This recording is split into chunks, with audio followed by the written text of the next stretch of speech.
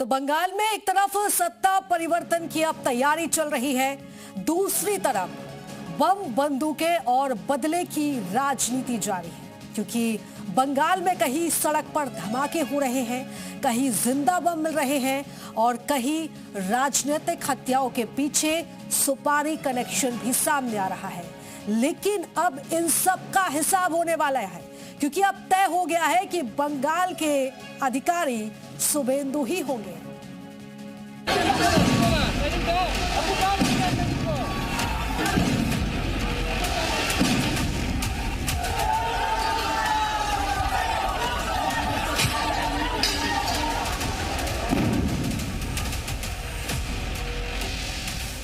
चौवालीस घंटे बीत चुके हैं, लेकिन शुभेंदु अधिकारी के पीए चंद्रनाथ रथ के कातिल अब भी बंगाल पुलिस की पकड़ से बाहर हैं। 96 घंटे गुजर चुके हैं, लेकिन बंगाल में हार की बौखलाहट अभी भी हिंसा के तौर पर उफान मार रही है। कहीं बमबाजी, कहीं गोलीबारी, कहीं गुंडों का खुलेआम तांडव। बंगाल के बवालियों के हौसले इतने बुलंद हैं कि खुलेआम कानून को चुनौती दी जा रही है।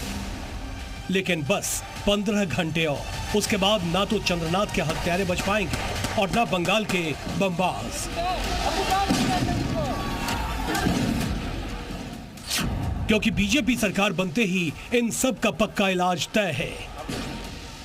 सारे गुंडे कान खोलकर सुन ले, 5 तारीख के बाद किसी भी नागरिक को परेशान किया तो उल्टा लटका कर सीधा करने का काम।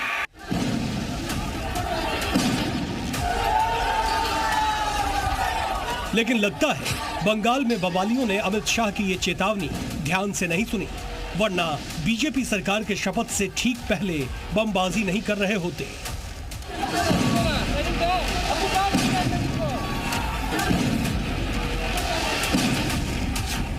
ये वायरल वीडियो बंगाल के हावड़ा का है, जहां भारी संख्या में सड़क पर लोग भागते दिख रहे हैं, बम फेंके जा रहे हैं, धमाकों की आवाज सुनाई दे रही है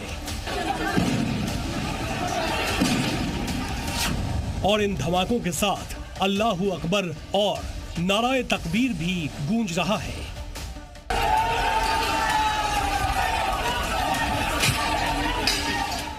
माहौल इतना खराब है कि बेकाबू भीड़ बड़ी संख्या में सड़कों पर उतर आई है। इसी हंगामे की एक और तस्वीर देखिए, यहां भी धमाके पर धमाके हो रहे हैं। दूसरी तरफ से लगातार बम फेंके जा रहे हैं और हर तरफ धुआं ही धुआं दिख रहा है।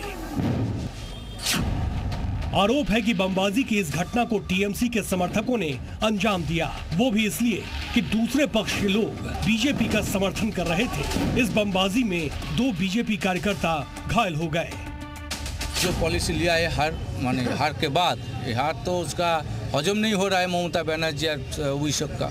अभी जो वो जो स्ट्रेटेजी लिया है मुस्लिम लोगों को सामने देकर के हिंदू लोगों का ऊपर एवं मुस्लिम जो भारत माता का जय बोलता है, जय श्री राम बोलता है, उसका ऊपर वो हमला चलाने का जो प्लान बनाया, तो ये प्लान से काम कर रहा है। हालात इतने खराब हो गए कि पुलिस और केंद्रीय सुरक्षा बलों की टुकड़ी मौके पर भेजनी पड़ी, जिन्होंने स्थिति को नियंत्रण में किया। एक तरफ हावड़ा में बमबाजी हुई तो दूसरी तरफ उत्तरी दिनाजपुर में बाकायदा जिंदा बम बरामद किए गए। उत्तरी दिनाजपुर में पुलिस की छापेमारी में बम बनाने वाली एक फैक्ट्री का पता चला।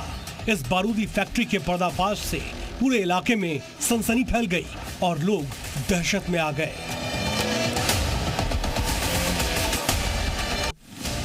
वहीं मुर्शिदाबाद के सालार थाना इलाके में बम हटाते वक्त बड़ा धमाका हो गया।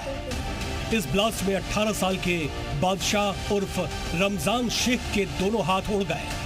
घटना के बाद इलाके में हड़कंप मच गया। दरअसल तालाब किनारे भारी संख्या में बम छिपाकर रखे गए थे, जहां पुलिस और केंद्रीय बल की टीम जांच के लिए पहुंची।